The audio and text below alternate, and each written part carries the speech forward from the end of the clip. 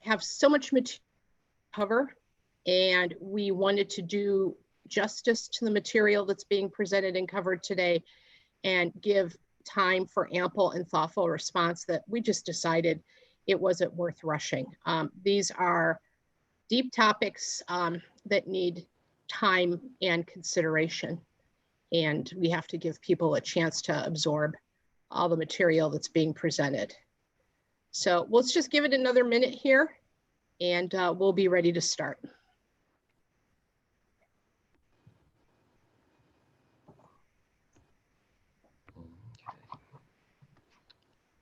We will possibly have some time at the end of the webinar today for some questions from the public. We suggest putting questions into the chat, and our panelists and staff will try to answer as many questions as possible. We may run short, and the way this may happen is that we think people should take notes, and we will probably have a little bit more time for a deeper question and answer period at the end of next week's session. Mm-hmm. All right, do you think we're ready to go, Mariah? Okay, all right.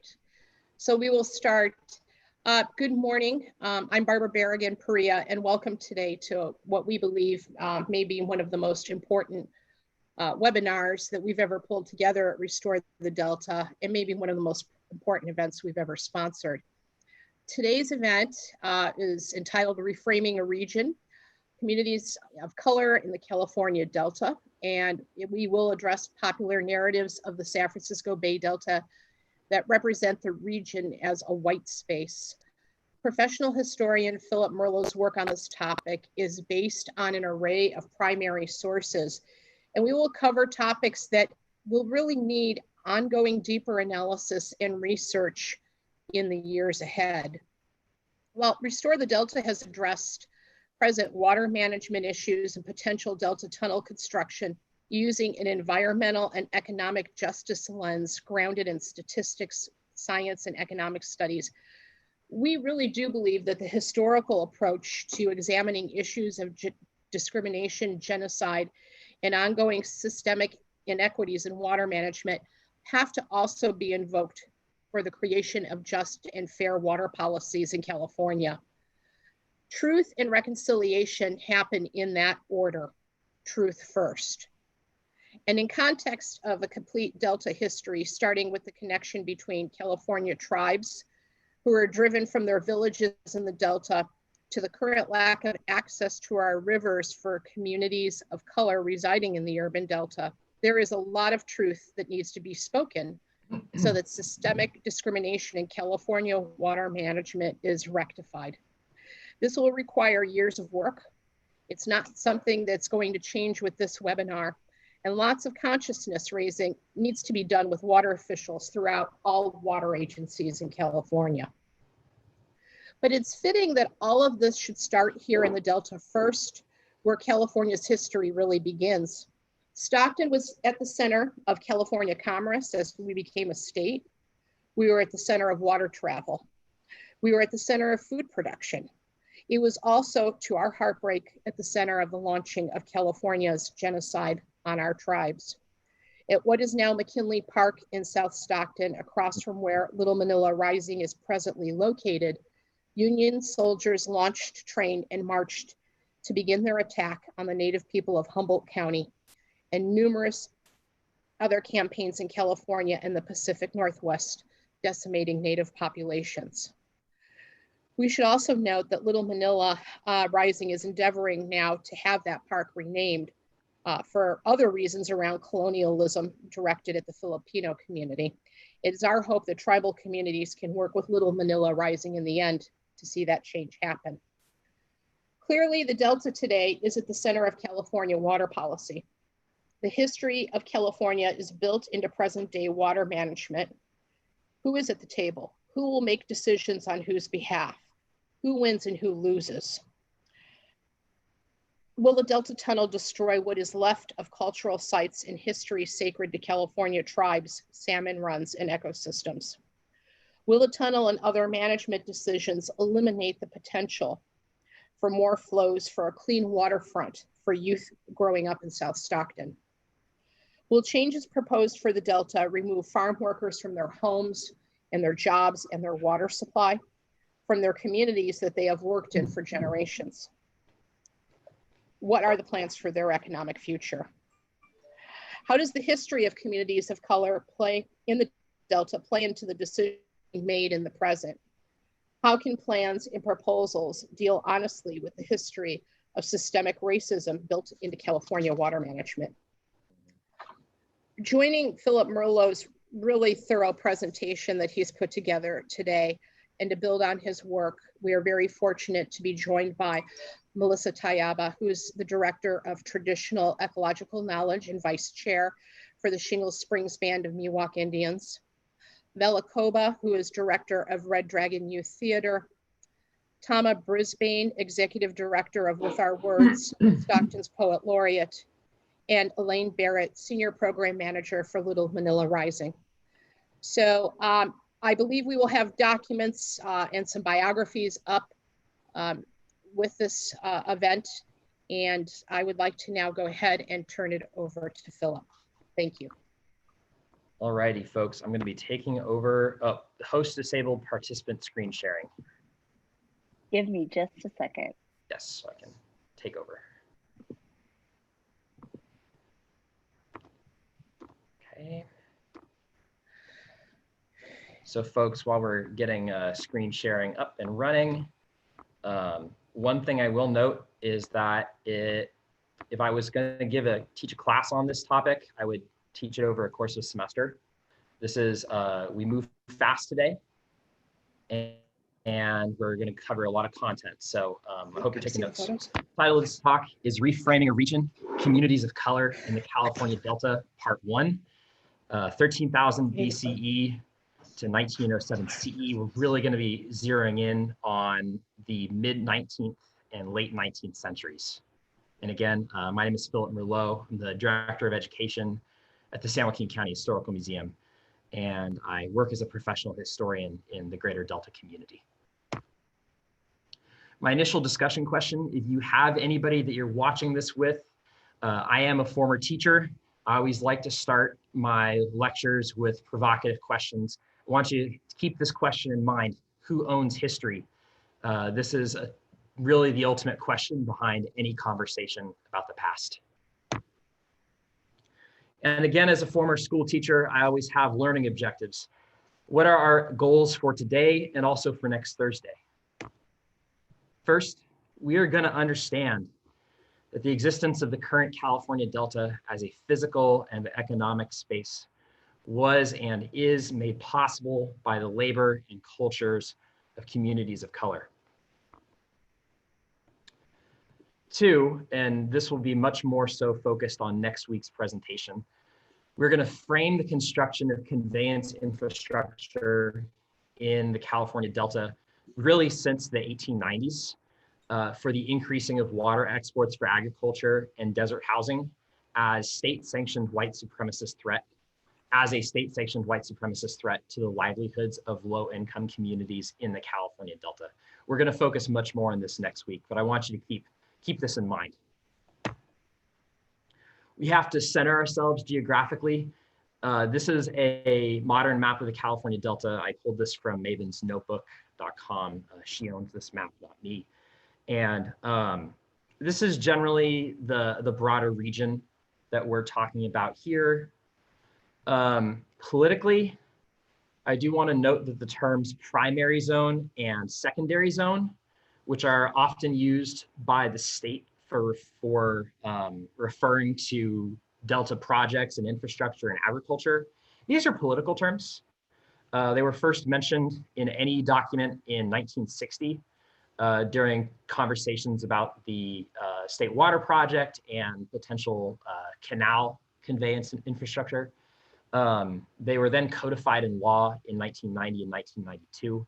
These are political terms. They were used to describe an agricultural geography, and de facto, they reduced and marginalized the human histories and cultures and societies and politics of the region, because they primarily focus on places where people don't live. Not that people don't live in these areas, but the urban areas of the Delta are not included in the primary zone. And for the purposes of this conversation, this is broadly the region I'm talking about, the historical Delta Valley. This includes much of modern day San Joaquin and Sacramento counties, as well as areas in Yolo, Solano, Contra Costa County, and to a lesser extent, northern Stanislaus County. And just kind of setting the tone for the time period we're talking about. This is a map of the of Northern California from the from 1859 that was done by the U.S. government, and you can see the Delta swampland right here. It's a much larger area than the primary zone of today. There's a key process that we're going to be talking about, and that's the process of Anglophone colonialism in the Americas. Anglophone, of course, referring to British English speakers, where settlers will explore and settle new territory as settler colonists. They will reap the benefits of genocide and pandemic. Pandemic referring to large-scale diseases that in the American context were brought by Europeans to this continent. Genocide referring to means of warfare and cultural oppression that erased indigenous cultures from this continent, or tried to. As a result of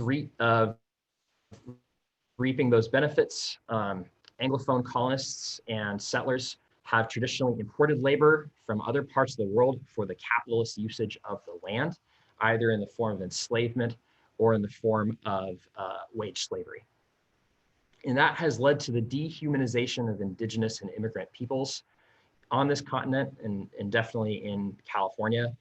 The disenfranchisement of communities by the metropole, metropole referring to the center of governance and commerce for this capitalist structure. In California, we're generally talking about San Francisco and Sacramento and LA. And then the erasure of human narratives for political ends, because the narratives of these indigenous and immigrant peoples are inconvenient to the political agendas and goals of the metropole. We're going to start by shattering the myth of preservation. We're going to talk about indigenous peoples in the Delta. Preservation in particular, there have been really toxic narratives that the Delta was not necessarily a well-populated place, and that was by indigenous peoples. And that can't be farther from the truth. Archaeological evidence and oral traditions of the Miwok peoples show that the Delta has been occupied by indigenous communities since at least the end of the last ice age, approximately 13,000 years ago. The Northern Valley Yokuts, in some texts referred to as the Delta Yokuts, as well as the Sierra Valley Miwok language communities, were the two primary linguistic communities of the region. Again, there's been a popular narrative that you see in a lot of historical ecology and water histories of this region, that the Delta Valley was only inhabited by indigenous peoples along the eastern rim of the region. So for example, along the eastern rim of the San Joaquin and Sacramento rivers, and then also along the McCollum and Cosumnes rivers. And that is definitely true in the sense that there were dense populations of indigenous peoples in those areas. But trained historians and anthropologists, including the leading expert in San Joaquin County, at least Dave Stewart, generally dispense with this notion. There are a plethora of Spanish and early Anglo documents that indicate quite clearly that the whole region was densely populated. You can look at this map here, and I'm going to zoom in on this map on the next slide. Indigenous peoples of the region were incredibly active in land management for the purposes of maintaining productive ecosystems. Again, just kind of to zero in, this is a map that the San Joaquin County Historical Museum published of linguistic communities in the broader Delta and San Joaquin County regions. And you can see that in addition to areas, linguistic communities, tribal entities in the eastern area of the Delta Valley, you do have tribal entities such as Tamokamna, Jalalon, Taukimni, Guaypum, Unusumni, Quanisma, Muzupum, that are in the heart of the Delta. And the archaeological evidence that we have, as well as evidence from the missions, particularly Mission San Jose, shows that this area is quite possibly the second most densely populated place in North America prior to the European invasion and colonization of the continent, second only to the Valley of Mexico. The Yokuts and Miwok communities in the Delta actively used fire in their indigenous food systems to control tule vegetation, as well as to create habitat for elk, deer, and salmon. Spanish and early Anglo observers refer to indigenous fire practices in the Delta.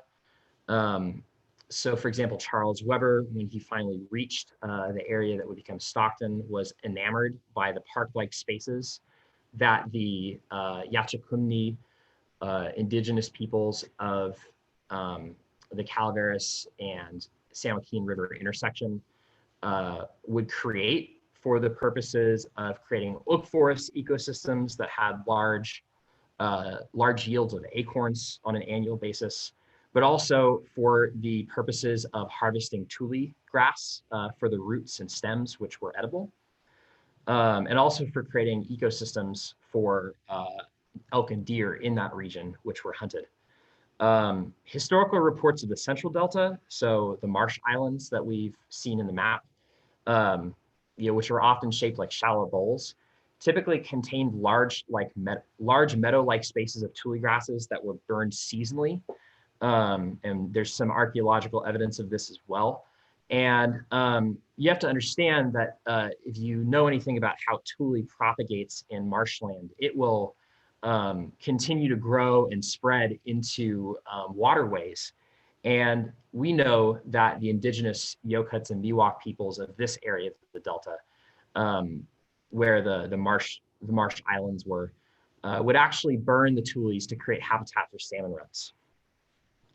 Again, showing the large-scale indigenous land management techniques that I think Western narratives of conservation and preservation largely ignore. The Southwestern Delta, consisting of tidal flats and the slopes of the Diablo Range, were also active in this. The Tamokamni indigenous community, which existed between Byron and also where the Clifton Court Forebay is today, they were also documented to have likely used burning for ecosystem management. Genocide and Pandemic. So beginning in the 1810s, Spanish soldiers and priests from Mission San Jose in Fremont began to run out of an indigenous labor supply in the Bay Area. The Bay Area was invaded by the Spanish in the late 18th century. And by the 1810s, you started to see population decline due to disease.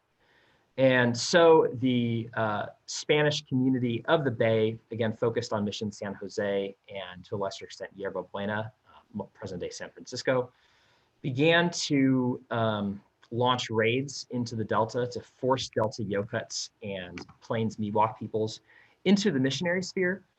They were relatively successful in the first 15 to 20 years of this. And then in 1827, a Delta Yokuts chieftain and alcalde,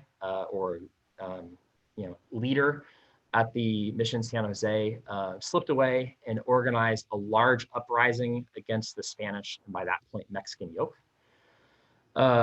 There were large battles along the Stanislaus and Calaveras River.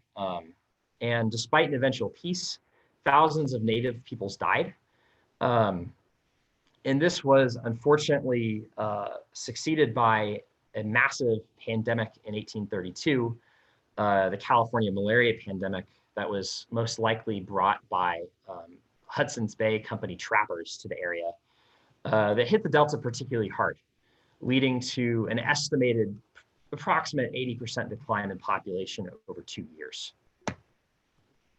So this is a quote from an essay that Dave Stewart wrote. He's a leading anthropologist of this region. Yokut-speaking Indians from the central and southern portions of San Joaquin County, from the Jalalon, Nodotomni, Yachacumni, Pazasimi, Lakwasumni nations appear in Mission San Jose records during the 1814 to 20 period. Natives from the southern edge of present-day San Joaquin County also went to Mission Santa Clara de Asís. Yokut's dialects from the northern San Joaquin Valley were the predominant native language at Mission Santa Clara and San Juan Bautista during the late Mission period. And in the wake of Estanislao's uprising, many northern Delta tribal entities essentially ended the resistance to the missions and removed to them in the late 1820s and early 1830s during this period of uprising and pandemic. Again, the Mission San Jose, this is Mission San Francisco de Asís, Mission Santa Clara de Asís was also, these were the primary missions that the Delta indigenous communities were removed to. Again, I want to highlight this malaria pandemic of 1833, most likely brought by Hudson's Bay trappers to the region in 1832. A wave of malaria spread rapidly in 1833, killing up to 80% of the indigenous populations of the Delta based off of mission estimates. So for example, the Ilamna community, which lived in the area near present-day Clarksburg, where the current Delta Conveyance Authority would like to place an intake valve. That population dwindled from an estimated 200 to 250 in the 1820s to 48 by 1837. The marshland ecosystems of the Delta were particularly conducive to mosquito populations and may account for the scale of the pandemic in this region of California. This malaria pandemic took place across the entire state, or at least the populated areas of the state. It seems to have, based off of mission estimates, hit the Delta particularly hard. Starting in the late 1830s and early 1840s, you start to see Anglo and Western European settlers in this area. These communities have a very sordid history. Johann Sutter is often in the news today regarding debates over Sutter's fort and the statue that was recently torn down. John Sutter settled near present-day Sacramento in 1839, establishing his fort in his planned New Helvetia colony. He's popularly known for his role in the gold rush and the establishment of Sacramento as a city, especially, his son was the city planner who founded Sacramento. Sutter used incredible violence and coercion to enslave Miwok, Nisenan, and Maidu natives, as well as Hawaiian Kanakas, indigenous Hawaiian people, that he hired in San Francisco to actually manage his fort and in fact conduct mining operations. He was known for raiding the native peoples of the area, and notably we have primary source evidence that his raid on the Mokelumne people and Consumne people between modern day Lodi and Galt was, I guess, kind of in the area where the Consumnes River merges with the Mokelumne, led to great depopulation of that area. So Theodore Cordua was a German settler who came to this area and founded the town of New Mecklenburg in the 1840s. And he was a prodigious diarist. And in his diary, he states in 1855, just reminiscing on the late 1830s, I'm just going to read the highlighted portions. When Sutter established himself in 1839 in the Sacramento Valley, new misfortune came upon these peaceful natives of the country. Their services were demanded immediately. Those who did not work were considered enemies. With other tribes, the field was taken against the hostile Indian, and declaration of war was not made. Often the Sacramento River was colored red by the blood of innocent Indians. Seldom an Indian escaped such an attack, referring to the attacks of these villages that were conducted by Sutter. And those who were not murdered were captured. All children from 6 to 15 years of age were usually taken by the greedy white people. I'll say that the village was burned down, and the few Indians who had escaped with their lives were left to their fate. Sutter usually claimed the children as payment for the cost of the war. They became regular commercial objects. In this way, a regular trade of human beings developed. You cannot think of Sutter and his settlement of the Sacramento area without contextualizing it within the gross utilization of slavery and the enslavement of Indigenous and Hawaiian peoples for the purposes of capitalism. And the European accounts of the time state this. The oral traditions of the native peoples of that time period account for this. Sutter was genocidal in his capitalist approach to settlement. There are other areas of the Delta that had similar reports. John Marsh and the Delta Yokuts. John Marsh settled the area around present-day Antioch, Brentwood. He owned the land near present-day Discovery Bay. Also the Diablo Valley. Very important in the history of the foundation of California as a state in the United States. He wrote in one of his letters, "In a short time, I have a whole tribe as willing serfs. They submit to flagellation." Flagellation refers to whipping, "with more humility than the Negroes. Nothing more is necessary for their complete subjugation, but kindness in the beginning and a little well-timed severity when manifestly deserved. Throughout all California, the Indians are the principal laborers. Without them, the business of the country could hardly be carried on." Charles Weber was the primary settler and driver of settlement on the eastern rim of the Delta. And Charles Weber leaves behind a less violent legacy concerning the local native tribes. Jose Jesus, pronounced Hosa Hazu, was the chieftain of the Delta Yokuts and Miwok communities after the death of Estanislao.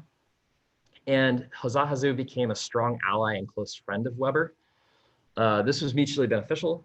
Jose Jesus was provided with an ally against Sutter, who, as we mentioned earlier, was leading raids against the Miwok peoples in the north of the Delta region, as well as elsewhere in Maidu and New Salem areas. And as well as from the Mexican government, which of course during this time period was still trying to coerce native peoples into the mission system. And Weber received protection and geographical consultation for his new community. Weber also worked with Jose Jesus to make the Stockton Mining Corporation successful. This was a corporate enterprise that was founded by Weber in the midst of the gold rush that would actually pioneer the mining of the southern lode. And this corporation, under the direction of Jose Jesus, hired indigenous Yokuts peoples to mine for gold in the southern lode, and they were paid with gold. Unfortunately, there was a lot of abuse of these laborers in the actual gold fields. It's complicated to parse out Charles Weber's exact complicity in that particular instance, but it is completely accurate to say that Charles Weber, the majority of his wealth that was not tied with land came from an approximate $500,000 in 1850 money that was mined by Yokuts peoples from the Delta. And these Yokuts peoples who were compensated in gold didn't necessarily see the value in gold at the time because they were not integrated or allowed to integrate into the Western economy, the Anglo economy. So there is some interesting historical questions there.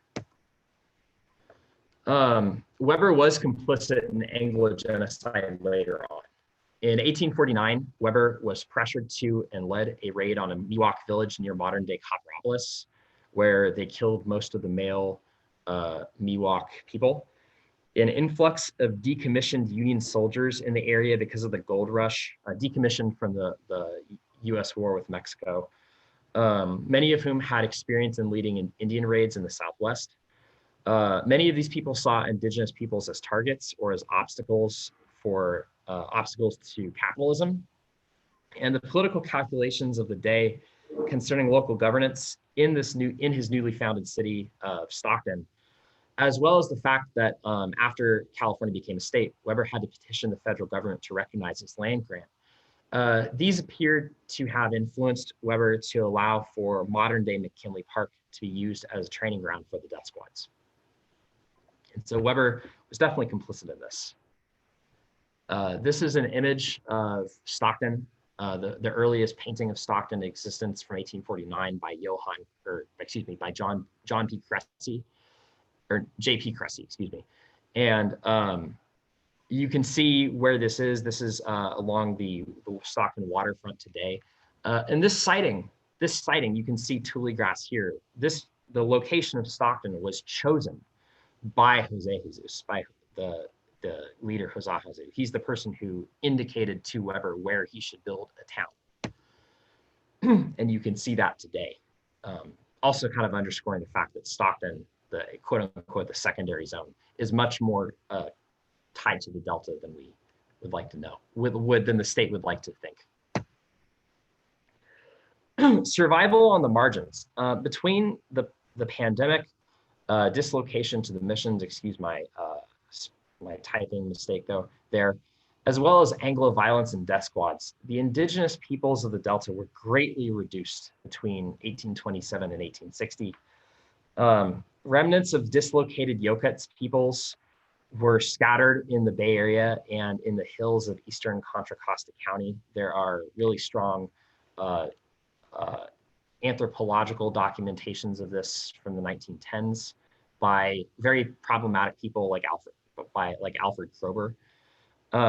Most native peoples of the Delta who escaped the Anglo death squads of the 1850s and 1860s generally settled in the Sierra foothills. They mingled with other marginalized peoples such as the Hawaiian Kanakas, and they lived a very economically marginalized existence as others. Here's an image of a Sierra Miwok woman. This is an image of Jose Guzman and his granddaughter, Margaret Guzman. Jose Guzman is generally hailed as a hero of the Delta Yokats peoples. The Delta Yokats peoples were, again, scattered in the East Bay, broadly in the wake of the closing of Mission San Jose. And Jose Guzman worked to preserve the histories and oral traditions of the Delta Yokats peoples in that region. He actually traced his ancestry to the Yachapumni tribal community of modern day Stockton, where modern day Stockton was. And he worked with a lot of anthropologists, including some who are maybe a little bit less problematic, to document the linguistic heritage, the religious heritage, and the lifeways of the Delta Yokat peoples.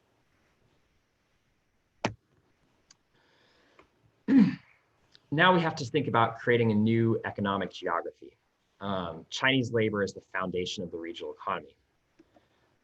And so first of all, we have to contextualize this. I've got about 25 minutes or so. The California gold rush coincided with a period of immense economic instability in the Qing Empire of China.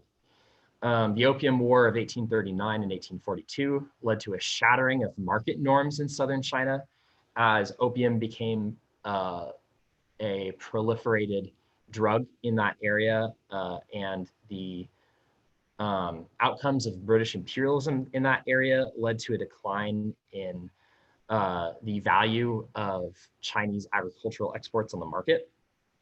as well as to a large decline in the livability of agrarian lifestyles in particular. And due to these conditions, large numbers of young men from agricultural prefectures in Guangdong province, in a lot of historical language, you'll see the term Guangdong. These are different writing or English language writing norms of that area. I use Guangdong because it's the term preferred by the Chinese international community today, especially from the prefecture of Taishan, began to immigrate to California in hopes of obtaining wealth. From the beginning, discrimination and persecution of these peoples were common, oftentimes at the same time or in the same vein as persecution and death squads against indigenous peoples.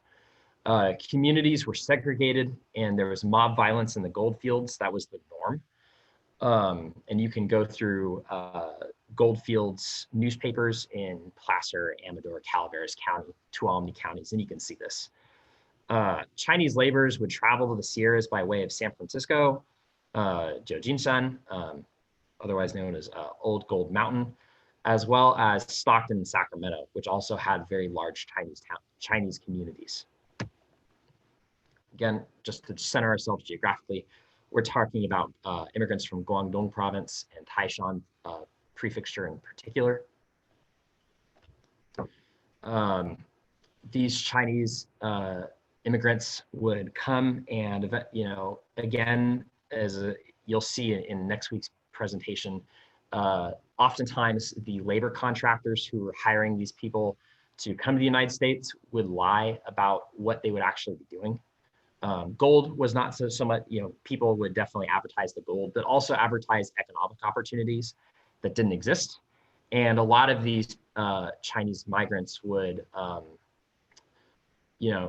come to California with the hope of entertaining middle-class commercial lifestyles that in these labor contractors were complicit in horrific lying.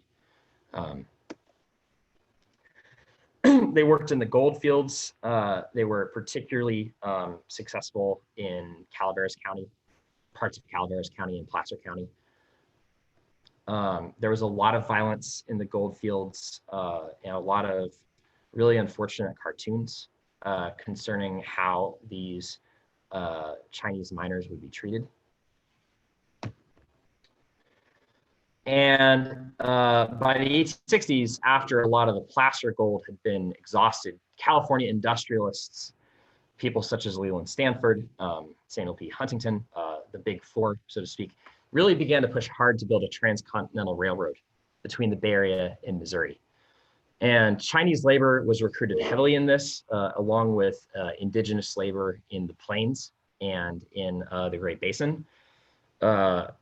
Again, both in California and in Guangdong, to achieve this industrial goal. Numerous academic and popular histories have been written on this topic. I don't really have time in the context of this presentation to address this properly, but there is one thing to note, that the last piece of rail, not where the Golden Spike was laid, but the last piece of rail track that was laid in connecting the bay with Sacramento was actually in the Delta near Lathrop. And it's really, really critical to think about that as we talk about the next part of this section, and that has to do with reclamation. So in 1850, the Federal Swampland Reclamation Act allowed for the first time the transference of federal swampland to private landowners. And in the 1860s, a series of state laws in California deregulated reclamation and the scale of deregulation, leading to a swarm of investment capital from the Bay Area, and to a lesser extent, Stockton, Lodi, and Sacramento. And I'm talking about millions of dollars in 1860s money for the purchase and reclamation of marshland.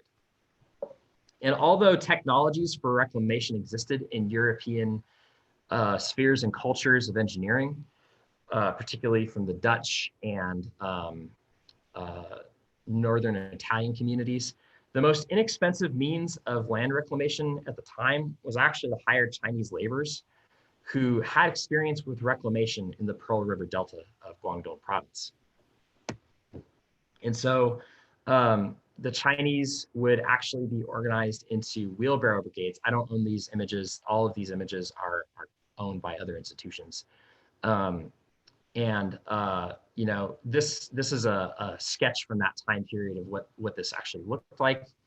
Again, using wheelbarrows and other traditional means of land reclamation from southern China to build levees. And this was quite sophisticated. And much of the Delta's original levee infrastructure, again, was built by Chinese laborers who were building these levees using traditional Chinese modes of engineering. They were also active whenever there was a flood, and of course in the latter half of the 19th century, there were a lot of floods in the Delta.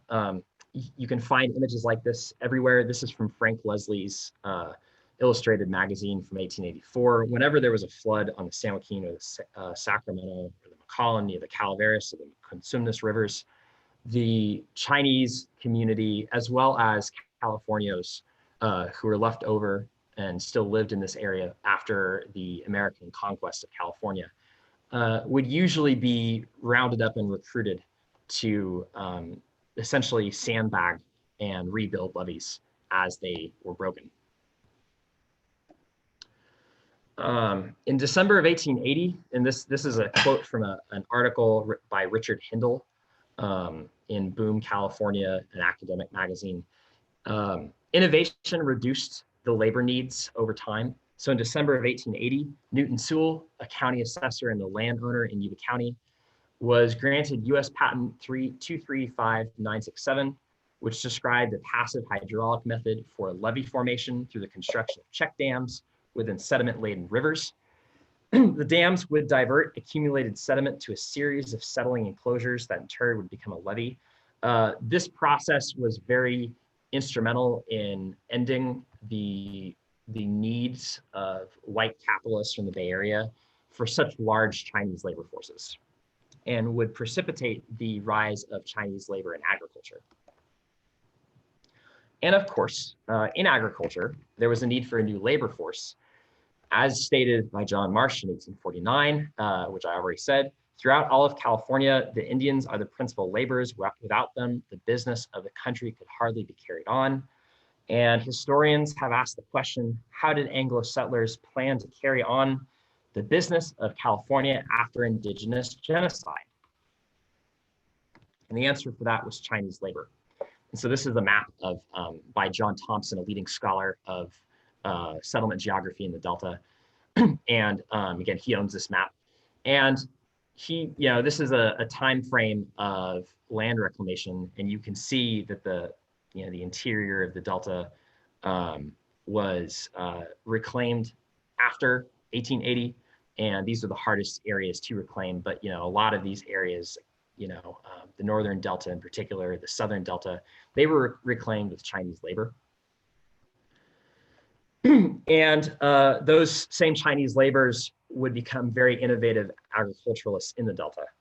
So as the first large tracts of land in the Delta were reclaimed, Chinese labor became indispensable in the creation of a new productive capitalist economic geography. According to Su-Chung Chan, whose book Bittersweet Harvest is the preeminent magisterial study of this topic, and a lot of the primary sources and a lot of the scholarship that I use today derives from her work. In fact, it can be argued that without Chinese tenant farmers and farm laborers, the Delta would have taken decades longer to develop into one of the richest agricultural regions of the world. How this worked, Chinese immigrants participated as wage laborers, but also as early pioneer tenants of newly reclaimed land.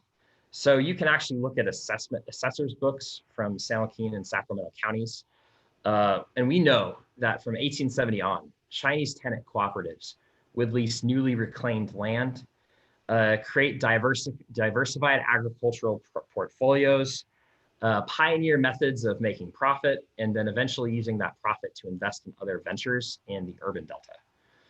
Unfortunately, again, because we lived in a white supremacist society, Chinese could not own land per the California Constitution. The California Constitution was updated in 1879 to make sure that there was no doubt about it that Chinese born peoples were not allowed to own land. And this is a map compiled by research by Su-Cheng Chan. It's in her book. I don't own this map, but it's really instrumental. You can see this is between 1890 and 1990 that Brack Tract was completely monopolized by Chinese tenants. And if you go, I really encourage you to buy Su-Cheng Chan's book. It's going to be in the bibliography that I send out later today. If you go through and look at these maps, you can see that virtually the entire California Delta at some point or another was monopolized by California or by Chinese tenant agriculturalists. This is between 1890 and 1900, again, focused on Brack Tract, but also along the Sacramento River. And in these areas, you can also find large numbers of Chinese villages that were actually formed by either these laborers who wanted to live closer to where they worked, as opposed to, you know, Stockton down here, Sacramento up there, but also as actual boat landings where the ark homes that these communities lived in could actually live right where they worked. And eventually they became incredibly profitable. So over time, the Chinese agricultural community came to specialize in crops that were A, difficult to grow, and B, maximize profit margins. This meant potato agriculture. Again, I highly encourage you to look at Su-Cheng Chan's book. Basically, by 1920, 20% of the land that was leased by Chinese tenant farmers went to potato agriculture in particular, which was a cash crop. And generally speaking, the Chinese community was very involved in cash crops more broadly.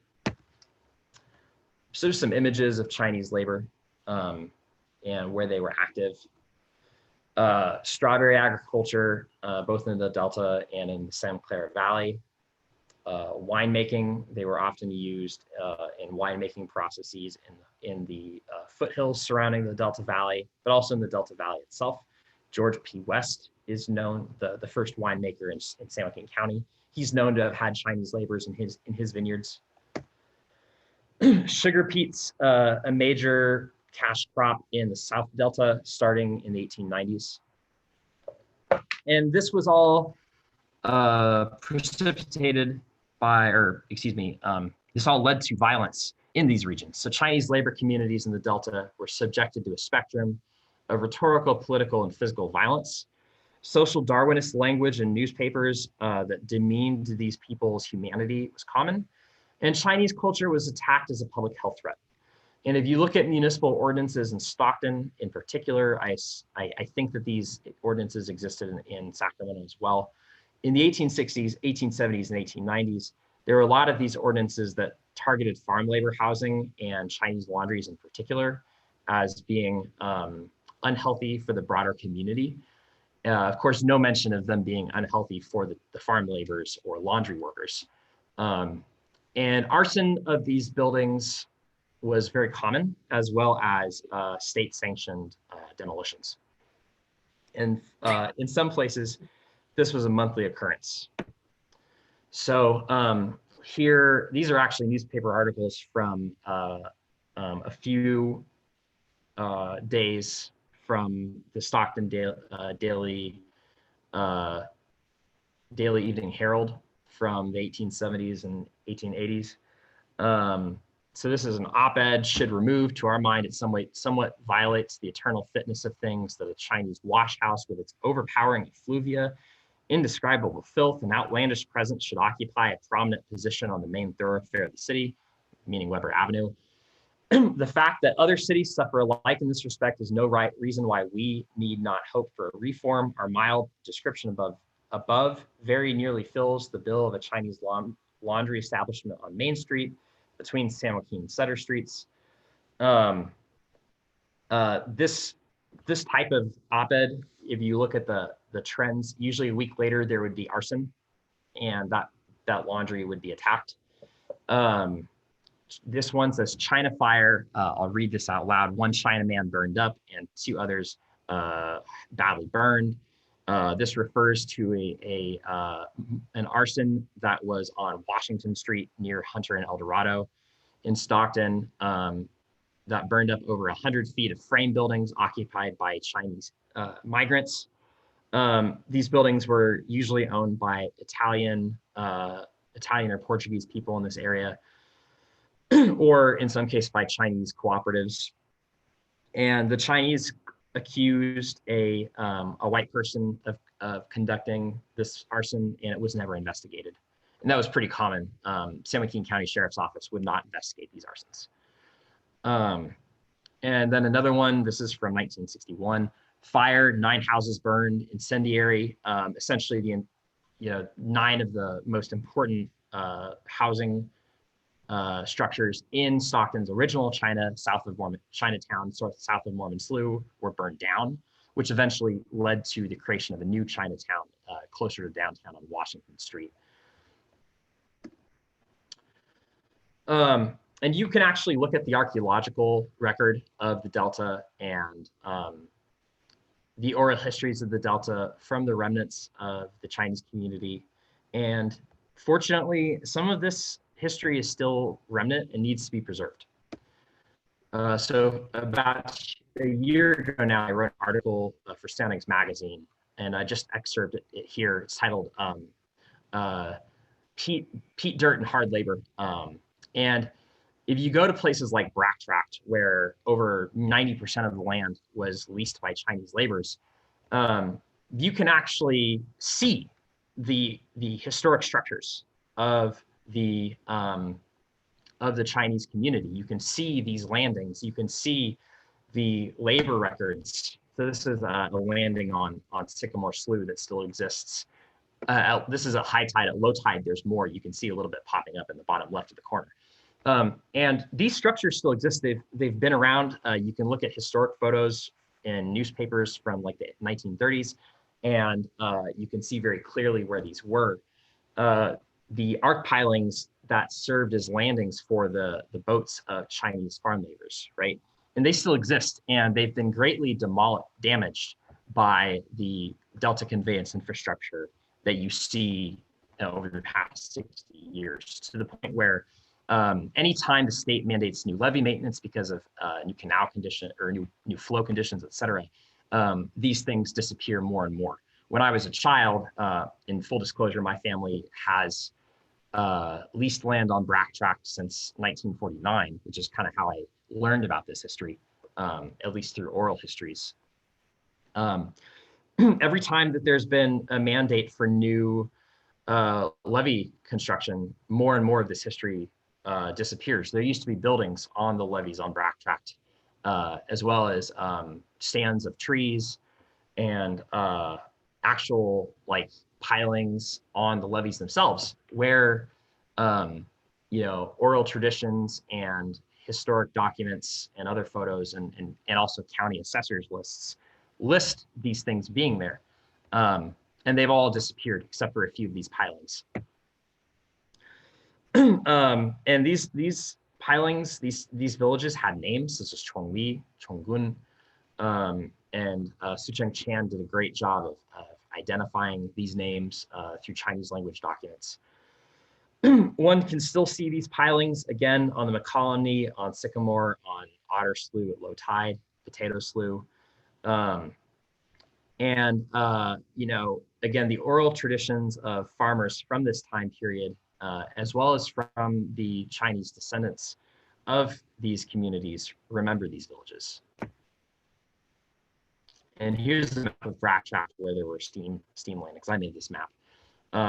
This is where the labor camp, which is built where and among Chinese labor quarters is. And you can see there are actually very clear remnants of historic villages in these areas that are worthy of preservation that will disappear if there's more Delta conveyance infrastructure built. And again, the ability to hire large teams of Chinese workers allowed for farms to grow in size and these cooperatives to grow in size. Between 1891 and 1899, Jacob Brack, the owner of Brack Tract at the time, leased small ranches of 90 to 115 acres apiece on Brack Tract to various farming concerns, usually for $8 an acre. And eventually what these Chinese cooperatives would do is that they would pioneer how to make this area profitable, right? They would figure out that potatoes were the most profitable farmland or farm crop, and they would make lots of money. And then either due to flooding or due to basically white landowners refusing to continue leases because they realized that the Chinese people were making profits off of potatoes. And so they would then take the land and grow potatoes for themselves using Chinese labor. By 1920, a lot of these farms had grown to 500 acres in size, and they were generally owned by whites at that point.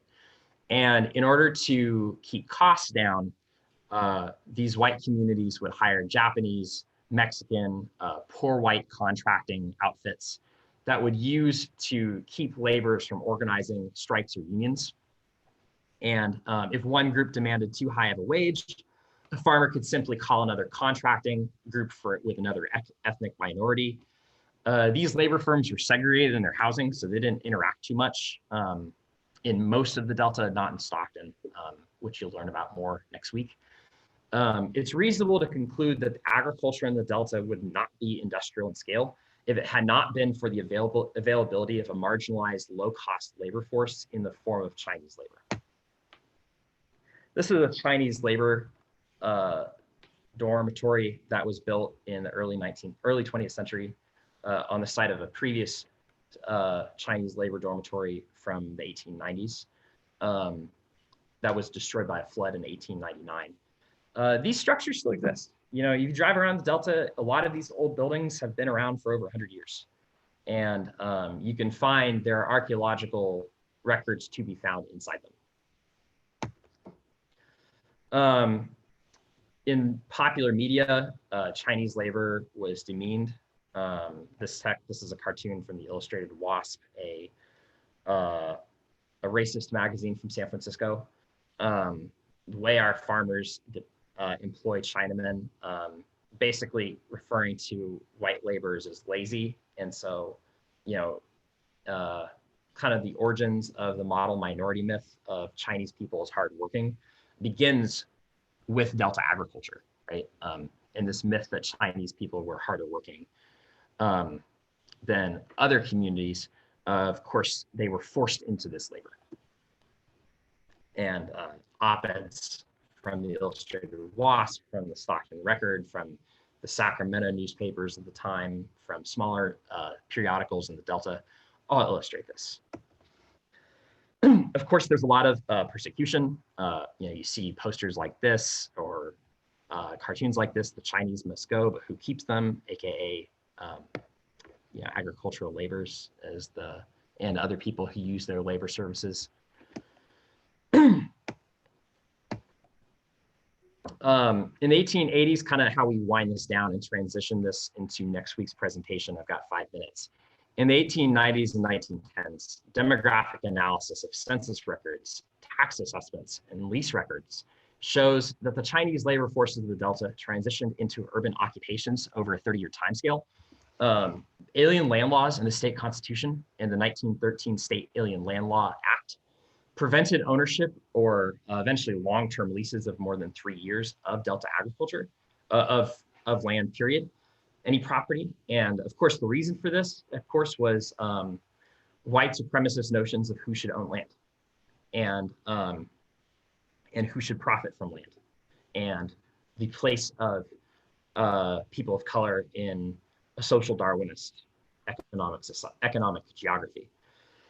And furthermore, the Chinese Exclusion Act of 1882 prevented a further inflow of more low-income Chinese labor.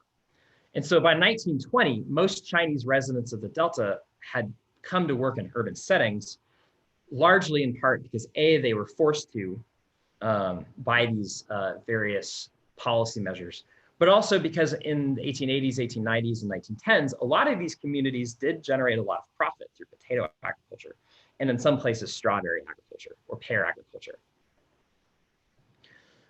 And This transition was mirrored at the same time by an influx of a large number of Japanese laborers from Kanagawa and Hiroshima prefectures in Japan, a lot of Italian laborers from the Po River Valley and from Genoa, Portuguese people from the Azores, the very first wave of new Mexican immigration since Californios, and we're talking about people from Sonora primarily, and eventually from Michoacan and Jalisco, and then also from the Philippines. All of this facilitated by imperialist processes, which will be the subject of next week's talk, which will start with successive waves of immigrant labor, oppression, and community resilience. So now I'm gonna stop screen sharing. And how do I do that? It's been a while since I did this. Stop share, duh. Okay. So that's the first half of this talk. I could have gone way more in depth, but there would have been no way to keep it in time. And I know for a fact that there are things that I intentionally had to leave out because I wanted to be respectful of everybody's time. At this point, I'm going to open the floor to Melissa, who I think has some questions. Mariah, can you unmute, or Melissa? Hi, Awesome. Philip. Hey. Hi. So I really enjoyed your presentation. I think that you had a lot of good stuff in there. I think when you talk about tribes, you certainly have a map up there. And I think that there's more history that we could touch on that involves the Nisenan people. So right there in the Sacramento area, your map, there's just that little void area. Exactly. I think that needs to definitely be filled in. Because for my tribe, we most definitely had a lot of contact with Sutter.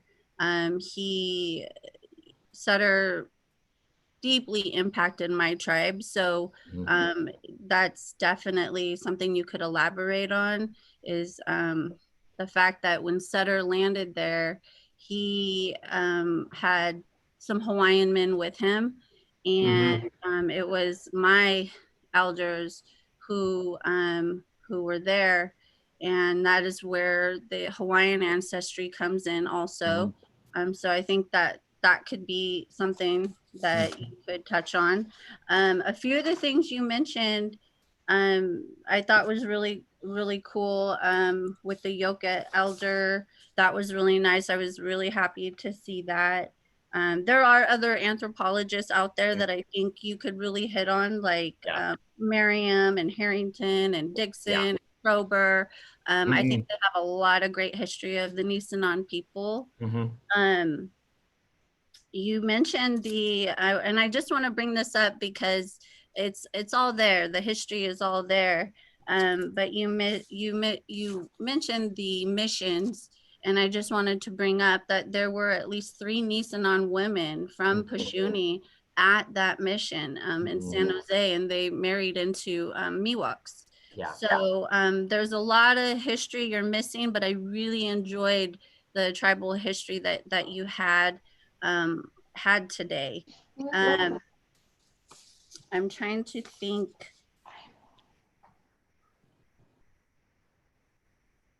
I really like how you hit on the cultural burning. That of course, what the Delta means to our tribe is something that I think we should really point out, and you did hit on some of those points. And so maybe we could elaborate on how and why the Delta is important to us, because if any of you guys didn't know, I'm sure that as you've started to see even in your presentation, that the Delta was really a grocery store in some respect, that it was filled with just the animals, the plants, everything. Many people traveled there for what the Delta had to offer.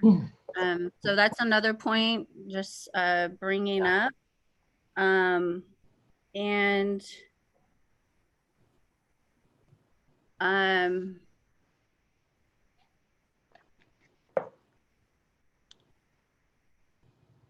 I think that really trying to identify and make people realize that the tribal people are still here and exist, and they have a relationship with the Delta that is still there. And so I think that we can just talk so much more about that. Yes. I know a lot of people have a lot of questions about my tribe and the location of our tribe, but there's a lot of history about that. And I would love to hear more and give more about how Sutter really impacted my family and how it impacted our presence on the Delta. Yeah, you know, echoing what you're saying, I think, you know, in the context of a webinar, it's really hard to capture all the history that needs to be said, right? And there should be classes taught about this at colleges. There are not classes taught about this at colleges, right? What Melissa is referring to is that in the wake of Sutter's raids on Nisenan and Miwok peoples and the enslavement of those peoples, as well as the enslavement of Hawaiian peoples, those communities became marginalized, right? And after Sutter died, those communities would live on the margins of settlement and really build a lot of ethnic solidarity. I'm not an expert on it, but there have, you know, I think Melissa referred to this. You can Google it. The stories are there. The history's there. It's all been documented. It's been documented by the Native peoples and historians in the Native communities. It's been documented in the academy. And unfortunately, I think that a lot of the tribal entities that have ties to the Delta were not allowed to have land in the Delta, right? The reclamation system, which was again managed by, or excuse me, the rancheria and reservation system was managed by white supremacists who were not interested in allowing indigenous peoples access to valuable land, right? And so that's why the Delta, the North Valley Yokuts tribe, the only Delta Yokuts community in existence, is not recognized. They're not like the descendants of Jose Guzman, Charlie Gomez, a few other people that really can clearly show that they're Yokuts from the Stockton area. They're not recognized. They have for decades been rejected, right? The Central Valley Miwok tribe based in Stockton is federally recognized, but they don't have they don't have sovereign control over their own membership. Again, because I think of concerns over how they might impact the economy of the Central Valley, right? If they were actually allowed access. The Miwok communities and Nisenan communities and Ohlone communities of the Delta are all located in places in the Sierra Nevada, right? Right, because we were removed, and you know, the state had Indian agents, you know, John Terrell out there getting numbers, rounding us up, of course, to remove us somewhere else. And so that is why a lot of these Delta tribes, they're really hard to get a hold of and communicate with, because these are the things that still trickle down from what happened to us a long time ago. Exactly. And so, you know, that's part of the reason why I wanted to participate, because people need to know that we are here. We are still here. We haven't left. So one of the other points I wanted to bring up, you were pointing out the Chinese history and what was happening to them around 1850. And I just wanted to point out that in 1850, there was the passage of the Act of the Government and Protection of Indians, which allowed for native slavery in the state. So, you know, each group of people were going through their own things. Yes. So yeah, there's definitely a lot of history there. Yes.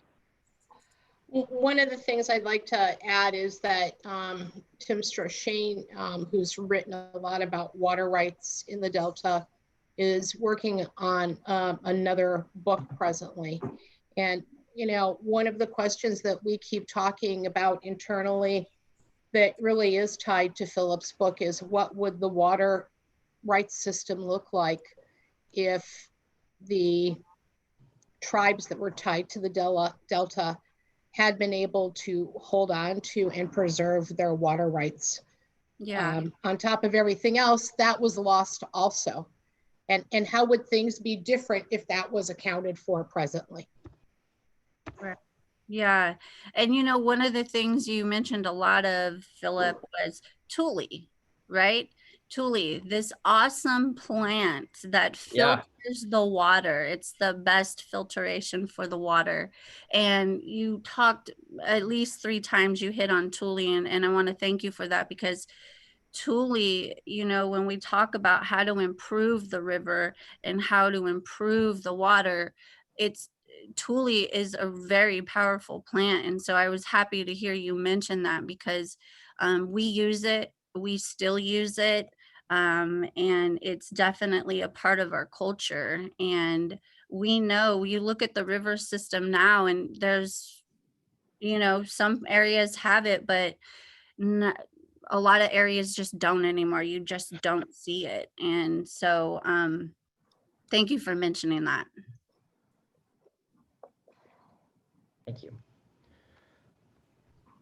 All right. At this point, I'm going to open the floor to Val Akoba, a community activist and educator in Stockton's Chinese community, and the director of the Red Phoenix Rising Youth Theater. So, and also a docent at the San Joaquin County Historical Society. So if we can have her microphone unmuted, I'd really appreciate it. Can you hear me, Philip? I can. Yes. Hi. That was an amazing presentation of the Chinese history in this area. And I wish more people could hear it. And it should be part of the ethnic studies programs that are going into the schools. Let's see. One of the things I wanted to remind you of is that in the 1850s, when the huge amount of Chinese came over to California because of the economic situation and the agricultural situation in China, that Stockton had like the 3rd largest Chinatown in California. And they were such a successful people that am I not on? You're on. I'm listening. Okay. They were such a successful people, which is, even though they were a very small portion of the population on the whole, like in the United States in that time, it was like 0.2%. They still created that Chinese Exclusion Act of 1882. So a lot of these people at that time, these men that came over, could not bring their wives and families over. And actually, the Chinese Exclusion Act was one of the first acts of Congress against a particular people, okay, which was the Chinese people. And you couldn't even say anything about it because, or the Chinese couldn't even say anything about it because at that time, Black Americans, Native Americans, Chinese Americans could not testify in court about anything. So there's nothing we could do about it. But I was going to cover some of the things that you covered, but you did it so well. I know that particularly in Stockton, the Chinatown was huge. The old Chinatown on Washington Street. I know the Historical Museum has did a wonderful display and exhibit about that.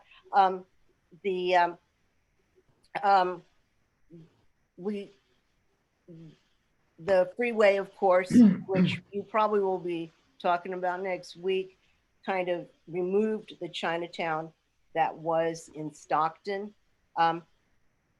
In the olden days, because there was so much discrimination, and this was in the 1800s too, the late 1800s, a lot of the Chinese organizations in the areas got together in little groups, and they would, at first they were family organizations. There was the Lee family organizations, the Wong family organizations, and they all had little buildings where they met and could talk about their mutual problems and be safe. I think that in that time period, there was a overall organization which was called the Chinese Benevolent Organization, which I used to be part of. And at one time, it was very powerful in bringing the Chinese people in the community together. And they were funded, and they are still funded by it used to be they wouldn't allow Chinese to be buried in the same cemetery as white people. And so they got some money together and they made their own cemetery, okay? And so the cemetery still exists, and it's out in French Camp near the hospital, the county hospital. And the Chinese Benevolent Organization takes care of that. So I remember as a young child, which would be later than the time period you went up to, okay, but that there were a lot of meetings in the Confucius Church on Lafayette Street, which is the building where the Chinese Benevolent Association is. Yeah. Interesting. Yeah. Thank you for that wonderful perspective. I think that it's interesting. So next week's talk starts out with conversations about the Chinese Benevolent Association and its role in mediating the transition of the Chinese community from an agricultural labor force to a mercantile labor force. And I appreciate the fact that you brought that up, because it is something that I think that you brought up the statement that these organizations provide spaces for people to talk about common problems. Yes. And again, we have to contextualize, right? This was a white-dominated society. You didn't have Chinese language spaces in broader society. That was segregated through, violence, as you saw a very small taste of today. But arson was common. Beatings were common, and these communities had real problems with oppression, and those types of shared spaces that were safe were really critical then in the history of this state and the history of this region, for sure. Yes, very, very much so. And all of the minority groups that contributed are very resilient, because they're still here. They're still here today. So thank you very much for presenting this. My dad was president of the Lee organization in town for many, many years. Yeah. Interesting. Good to know. All righty. I guess at this point we'll open up. I know Elaine Beirut and Tama Brisbane are wonderful panelists. If you guys have any questions or comments, I'd love to have you. I'd love to have you provide any feedback or comments or ask questions. I'm here. Yeah, no, thank you for the amazing presentation that you presented. I'm just thinking, why weren't we taught this in school? This is really important information that should be in our schools, so that we know about our history, especially our communities that have been affected by all of this. I thought it was pretty interesting just to think of every incident and event, and it's just all this historical amnesia for a lot of the white oppressors of how they started contracting or getting other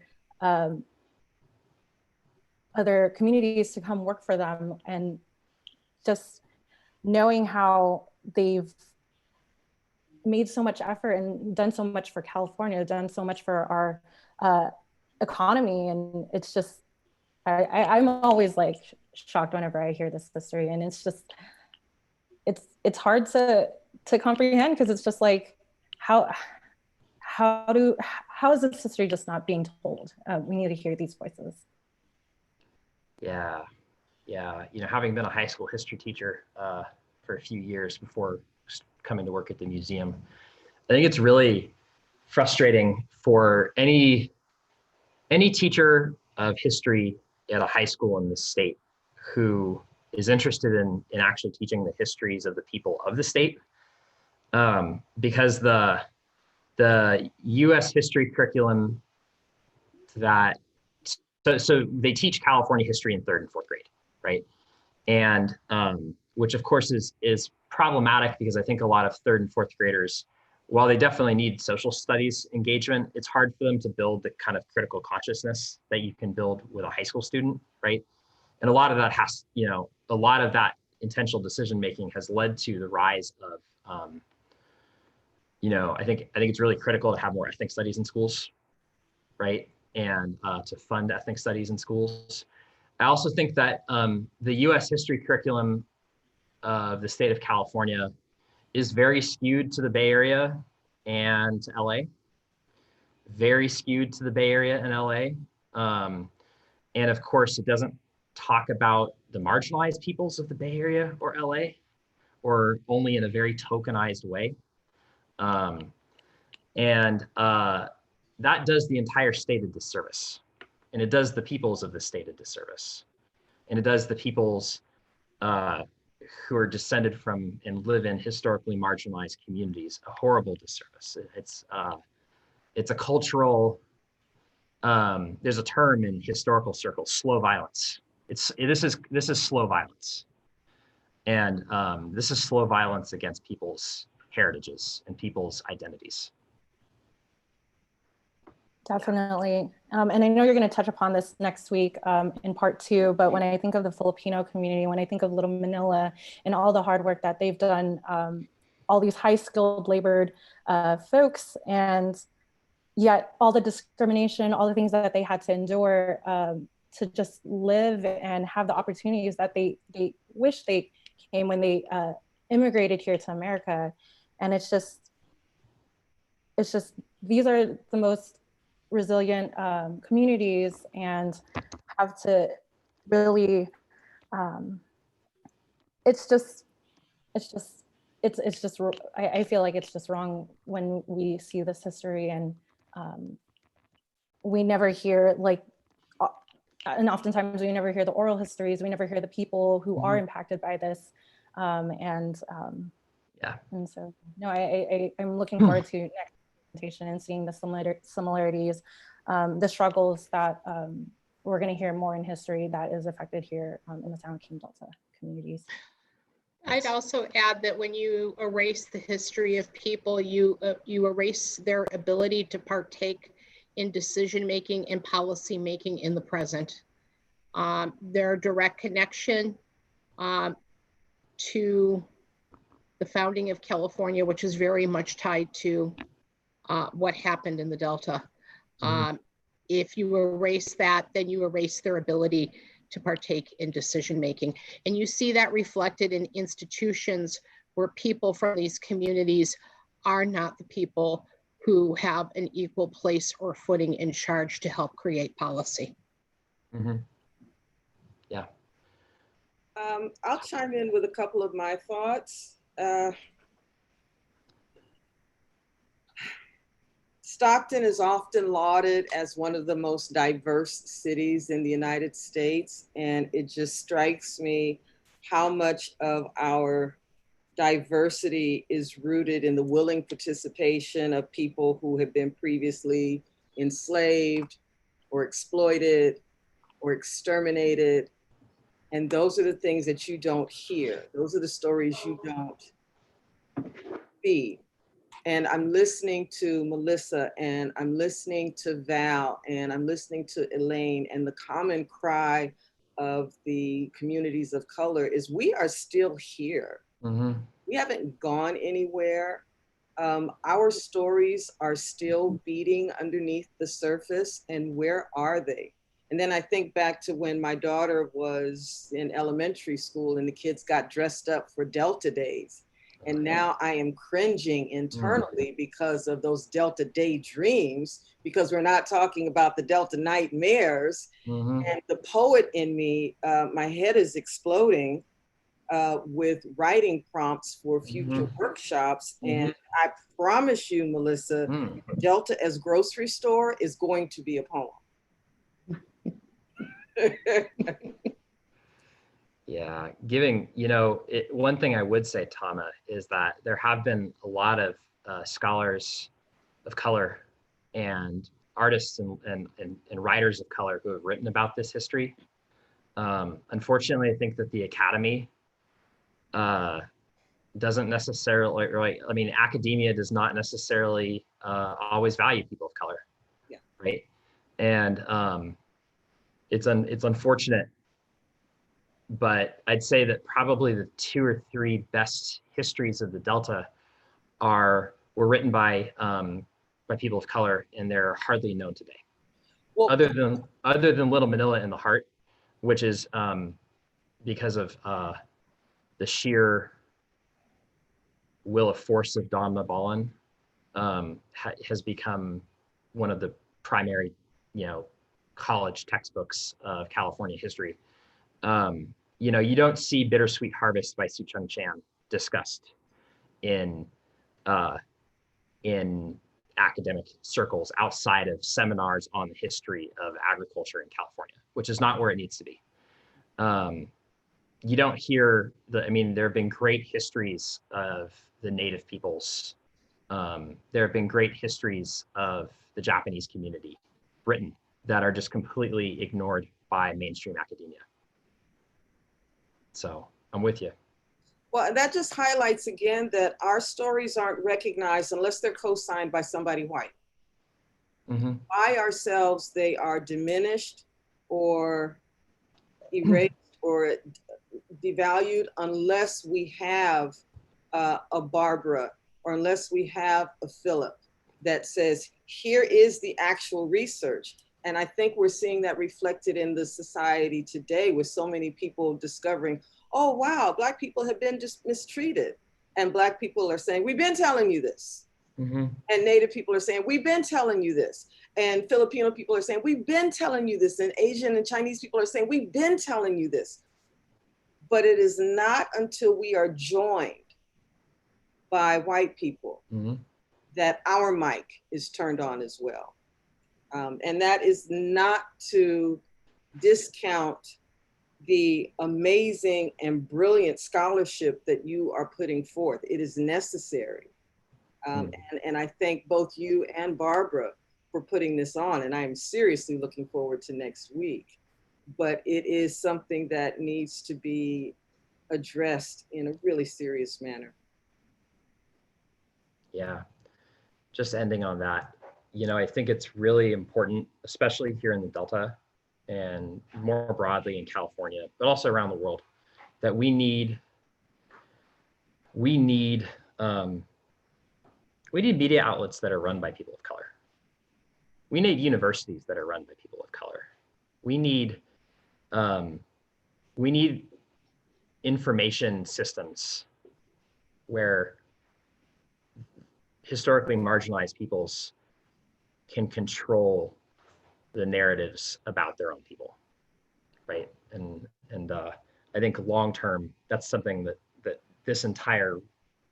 our entire world needs to think about critically. think about critically and think about quickly, because Yes. the one thing that we see today, and then knowing what Philip in part is going to be covering next week to continue the dialogue, is that this pattern just continues to repeat itself in America. Yeah. And that kind of systemic racism and discrimination, it's permeating everything. Yes, it's about the police movement, it's about education, but it seems we are watching how this plays out in one form or another in policy decisions as they are made across the board. And I think California is maybe potentially one place that could do better. And our commitment at Restore the Delta, to protecting this history and help fostering this history for the Delta. So we're going to do the second half of this, the second seminar next week. And then after that, we are going to be really interested in the groups that have participated with us, that if they would like to do their own presentations on their history to the Delta, we will become the platform for you. Like, we'll do the marketing, we'll put out the press release, we'll do the Twitter feeds, Mariah will run the mechanics, that sort of thing. But we're just be very happy to introduce it and let you run it and drive it and make it your narrative and give you the platform so that the work can become more, and so that multiple voices could take control of the stories. So that's our commitment following this. Yeah, can I go ahead and answer a couple of the questions? I know that it's 12:32. I can answer these very quickly. Sure. Yeah, so the first one is in the Q&A from Sarah Greenwald. And she asks if the information about Sutter enslaving and murdering Indigenous Californians has been pointed out to the Golden Gate Park and Golden Gate National Park Conservancy. Because she said that she's heard them educate tourists about some of Sutro's wrongs, but she doesn't recall hearing about Sutter. And the truth is that if they haven't figured, I mean, the people at the national parks, they have trained historians. And if they haven't figured out this history, it's on them. Like, the research has been conducted by a lot of people, and the oral history is a lot, and a lot of the primary source documents that I reference are actually online. And so it's more negligence on their part than the role of historians in needing to go and educate them. And that's my response to that, because really, at this point in the age of in the information age, there's no excuse for not doing your research. The second question is from Nazli Parvizi, and it's to the panelists about how we discuss Delta conveyance tunnels as an expression of white supremacy. But many families, including mine, often make a point of pointing out how many generations they've been in the Delta and farmed the Delta. My family doesn't actually do that, but it's okay, because we haven't been here nearly as long as a lot of people. But and she states very accurately that from an immigrant point of view, this is often seen as a microaggression, saying we belong and you do not. And that this language manifests when speaking, I lost my point. When speaking to Delta families claiming this land and claiming California water as their own or Northern water as their own, and that the South has no right to, even though they have been historically complicit in the injustices against Black, Indigenous, and other people of color in the Delta. How does this perspective jive with this wealthy white group of folks who are against Delta conveyance and water going to larger and more diverse populations in Southern California? Is it not also white supremacy to hold the resources of a resource-rich area from larger population bases in the same state, which also include large populations of Black, Indigenous, and other people of color? So I have three main responses to this. The first is that the Delta and the white communities in the Delta are very diverse politically in terms of how they think about this. And there's some communities in the Delta and families in the Delta that are not necessarily ignorant of their own complicity in a system of racial capitalism, and have actively sought out means of reparation to the people that have been afflicted by that. In terms of, just there's a statement that Northern California, that the Delta is not diverse. I reject that because you know, I think every study of diversity this country has ever put out in the past 20 years has usually referred to Stockton, Sacramento, and Vallejo as three of the most diverse places in the country. Now, this last question, is it not also white supremacy to hold the resources of a rich area from a larger population base in the same state? I would say that you will not find a single wealthy white farmer in the Delta, or poor white farmer in the Delta, or there are a lot of farmers of color in the Delta. There are a fair number of Japanese, Filipino, Chinese, and Punjabi farmers in the Delta. None of them have a problem with water exports to LA, right? And this is the narrative that keeps getting brought up. Water shouldn't even be owned. Water is not you can't own nature. It's pardon my language, it's complete bullshit that we've commodified water. And we don't, people up here don't have a problem with sending water to LA or sending water to Santa Clara. We have a problem with sending water to the desert to further agricultural systems on the western rim of the Central Valley, where 40 to 60% of the water goes to in Kern County and Fresno County and Tulare County, where the water goes to perpetuating this system of racialized capitalist agriculture that disenfranchises Mexican immigrants and undocumented peoples in that area who are treated as the serfs that I've been talking about that have been treated as serfs for the past 150 years. That's what we have a problem with. That system of agriculture that still exists down there, because the Delta is very much transitioned into a mechanized agricultural world, which we'll talk about next week. We don't have a problem with sending water to LA. This is a misconception. We might have a problem with sending water, and I'm speaking for agricultural communities and the communities in the Delta, in the urban Delta. We have a problem with sending massive amounts of water to perpetuate a racialist capitalist system in a desert for farming oranges. And, I would just like to add on for Restore the Delta for clarification for the audience that Nasli is one of the communications people that works for the Design Construction Authority for the Delta Conveyance Project. She does community engagement and outreach with them. I would also add to that that we have talked about sharing sustainable load of water for a very, very long time. We, for 14 years, have put out report after report about increased efficiency in urban areas so that we could share water and actually reduce their rates, water rates. In Los Angeles County, a significant portion of their county is an environmental justice community. When I spent time working in Los Angeles in 2016, 17, and 18, we were working with people who were drinking brown and polluted water in Maywood, in Compton, and in Watts, and Paramount, and Downey.